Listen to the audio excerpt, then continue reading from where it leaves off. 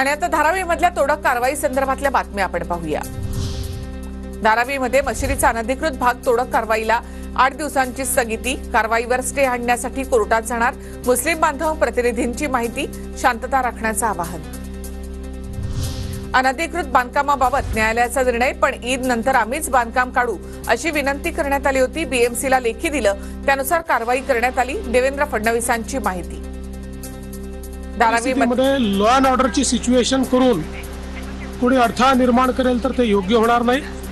मला विश्वास आहे की त्यांनी ज्या प्रकारे बीएमसीला लेखी दिलेला आहे त्याप्रमाणे पुढची कारवाई ते करतील। धारावीमधील 90 फीट रोडवरील मशिदीचं अनधिकृत बांधकाम स्वतःहून काढण्यासाठी विश्वस्तांची 5 दिवसांच्या मुदतीची मागणी, विश्वस्तांची लेखी विनंती महापालिकेकडून मान्य।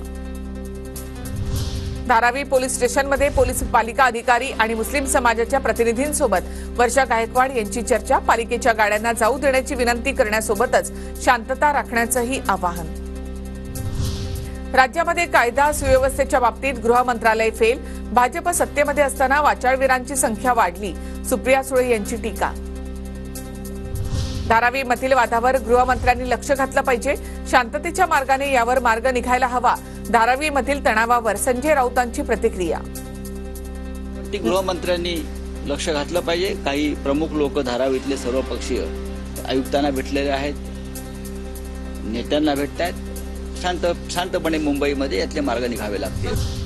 लँड जिहाद आम्ही खपवून घेणार नाही, अशांतता माजवण्याचा हा प्रयत्न मुस्लिमांच्या लांगुल चालनासाठी महायुतीमध्ये कोणी दबाव आणत असेल तर चालणार नाही। धारावीमधील वादानंतर किरीट सोमय्या यांचा आरोप। मस्जिद लँड जिहाद, लँड ग्रॅब करायचा आणि पाडायला गेले ते याच्या मागे कोण आहे? आमचा मित्र पक्षाचा पण कोणी नेता या संबंधात मुस्लिम लांगुल चालनाचा जर दबाव आणणार आम्हाला मान्य नाही। जिहादी मानसिकतेचे आज दर्शन, कायद्याचं पालन करा, परिस्थिती बिघडल्यास जिहादी जबाबदार, नितेश राणे यांचा इशारा।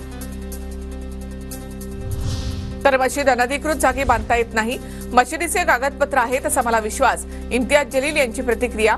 तर कायदा सुव्यवस्थेला गृहमंत्री जबाबदार, जलील यांची प्रतिक्रिया।